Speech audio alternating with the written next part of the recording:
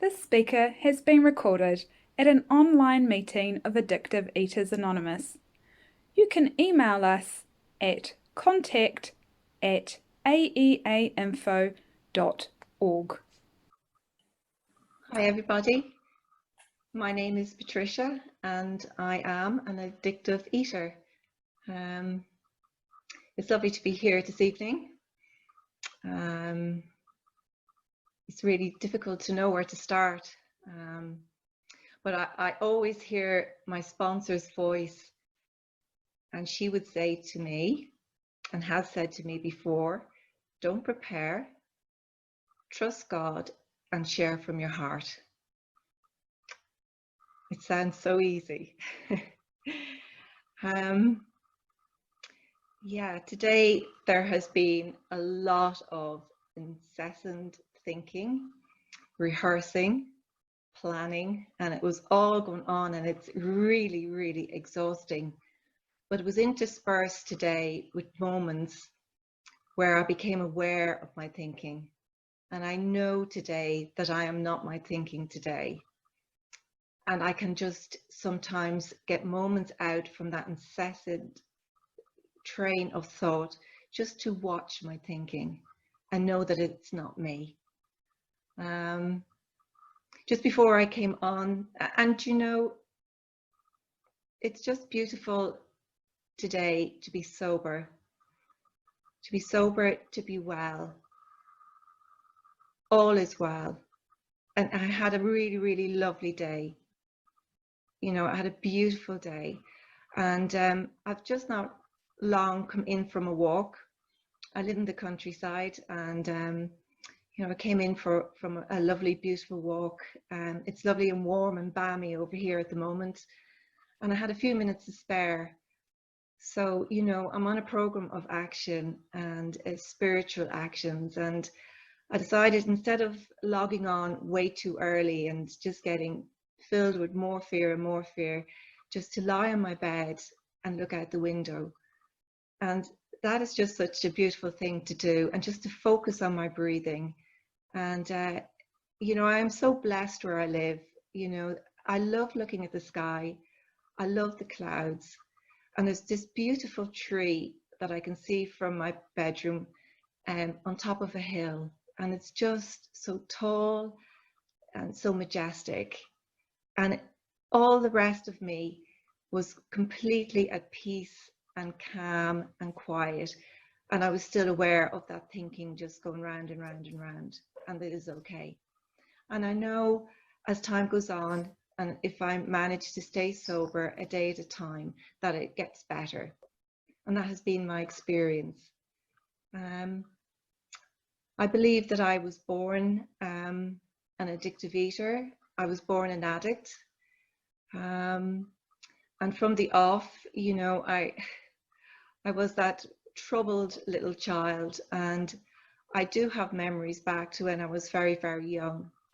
And I guess I was a child that was just out of place, you know. And as I got progressed into addiction and into the food, you know, I got to a stage where I was completely divorced from reality, and I was treated for psychosis. There was no more reality in my life, and it was just all fantasy and fairy tales and make-believe. But what was very concerning to the professionals was that I was starting to carry out all these fantasies. You know, and I ate, at the end of my eating, I was eating, and it affected me like alcohol or drugs did. And I would eat to blackout, you know, and I had very, very little memories.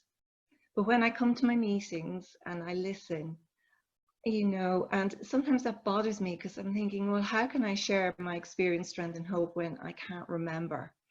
You know, I have very, very scanty memories. And I hear people share, and it's disclosed to me. It tells us in that reading on page 164, A Vision for You, that more will be disclosed. And recently I heard a member, and they're here tonight, and they shared about their childhood, and that their experience was as if they were an alien that had come from another galaxy or planet and was plonked onto planet Earth.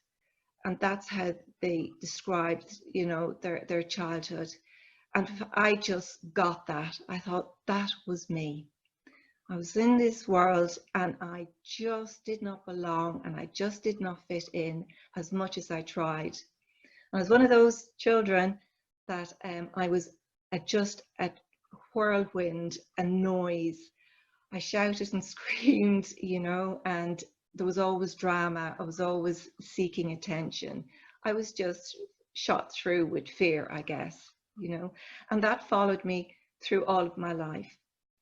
And what helped me live in this world was when I got out of my head and that discomfort, that irritability, you know, discomfort and pain. And, you know, so my first substance, I think, was food. I have very little memories of actual how food manifested in me, but I know that I was a child who was always wanting, who never fitted in, who was just always distressed, always sad, always out of place, found it difficult with relationships, you know, from the very start. And even when I went to school, it was the same. I had that incessant thinking, so it was very difficult for me to focus and to study in school. But I got through it somehow or other, you know, and I got to do some training and I got a job. But substances were always a way of escaping for me. And even, you know, when I was shy and awkward, when I was smoking from a young age, and that kind of gave me the ability to speak, and so I could talk to the boys. And then I found alcohol, and that was wonderful, you know, that completely got me away from self. And from the first drink, you know, it was blackout drinking. And the food was always, always there. I can remember stealing money. And at that stage, you know, I was about 7 years of age, climbing up on the presses to reach into a press where my mother's purse was to take money, knowing that I was doing the wrong thing, but doing it anyway. And then going up to the shop to buy sweets or whatever. Getting caught out for doing it, getting punished for doing it, and doing it again. It's just compelled to do it, you know. So yeah, as I went on through life, you know, it was just an awful lot of substances, an awful lot of behaviors, you know. When I look back now, I always had the obsession that if I was just to look the way that I thought I ought to look, and if I just was the shape and the size that I wanted to be, that everything would be okay. That was the delusion that I had from a very young age and right through to my 20s. I never thought I was good enough, you know, and therefore my way of coping was with substances, you know. And I look back now and I know that there was absolutely nothing wrong with my size or how I looked, you know. I can see it completely different today. Things got progressively worse, and my life got very narrow. I did all the things, I did all the geographic things, moving from country to country, moving from house to house, you know. Money was a big problem for me as well. It was another way that I could escape, you know. I was extremely dishonest around money and I got into horrendous difficulty with money. Also my relationships, I blamed everybody. I had a parent who wasn't well, and I felt it was their fault, you know. So from the get-go, not only was I this miserable little child, an alien on planet Earth, but I looked around and I just blamed. It was my parents at first, it was where I lived, you know. And I can see today that see it very differently today. And as I grew up, it was the teachers, it was my friends, you know. Then I got married and it was my children, it was my husband, it was God, it was everybody's fault. It was this state, it was the country I lived in. I was blaming everybody, you know, and things just got progressively worse. And in my early 30s, I ended up being admitted into a psychiatric hospital. That was to be my path for many years, where I was under a lot of medication. The doctors and psychiatrists and counselors really tried to help me, but it also was the first time where I came into contact with a 12-step program through the psychiatric hospital. And there they diagnosed me. They said that I was an alcoholic and a drug addict. And that was in 1998. And I went to AA for a while, and then I found fault with AA, and I found fault with AA members, and I had many justifiable reasons why to leave, and I did. And I left for 13 years, and things became horrific for everybody around me, for my children primarily, and for my husband. It was pretty grim, and I was just full of anger and suicidal, and I had no solution. And it was in 2012 I just discovered that there was a treatment centre that dealt with food addiction, and that was the first time that I ever realised that food as a substance could be as lethal as heroin to a drug addict, or alcohol to an alcoholic. And I sought help again, and I ended up back in that treatment centre. And from there, I ended up going back to the fellowships, and I was in many fellowships. But in some of those fellowships, I happened to hear AEA members, and that was my first contact with them. And that is where I was first introduced to AEA.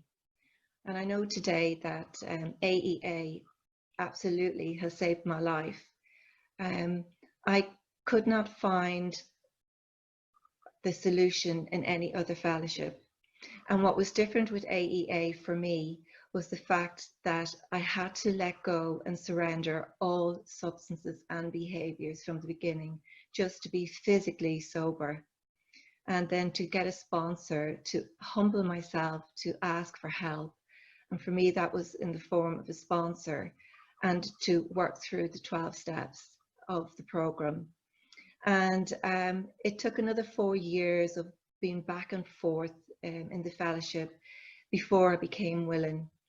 And I was looking at a program on Netflix there a few days ago called The Sinner. And there was, it's amazing how my story gets disclosed in many different formats, but there was a scene where the two girls were in prison. And really, it just tells my story in a couple of sentences. And one of the girls was asking the other for some help. And she said to her friend, she said, "That is between you and the big man." And the big man she was referring to was God. And the other person responded by saying, "Well, I was brought up in a religion, in a faith, and it brought nothing but more pain and more pain." And the other one responded by saying to her, "Well, you were talking to the wrong God." And I really, really just got that, you know. And she went on to say how she woke up every morning with a needle in her arm, and that she had lost the ability to care for anybody, and that she had no solution. And she said when finally everything was gone from her, that was when she heard God speak or whisper in her ear. That's how she explained it. She said she then had to stop beating up on herself, confess her sins, and surrender. And that is my story.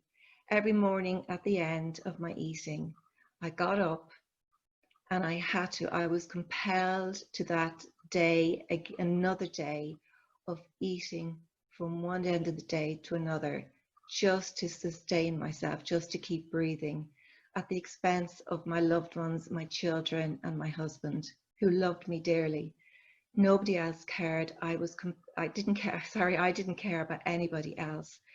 I was completely selfish and self-centered to the core, and I had no way out of this darkness, so I'm very, very grateful today, because my recovery was like that girl's, was finding members of AEA, asking somebody to help me. Sorry, that's my timer gone off. Asking for help, just being willing. And when I had lost everything, and I absolutely did lose everything, then I was beaten. I was bludgeoned and beaten into humility. And today I choose humility as a way of life. And I'll leave it there. Thank you.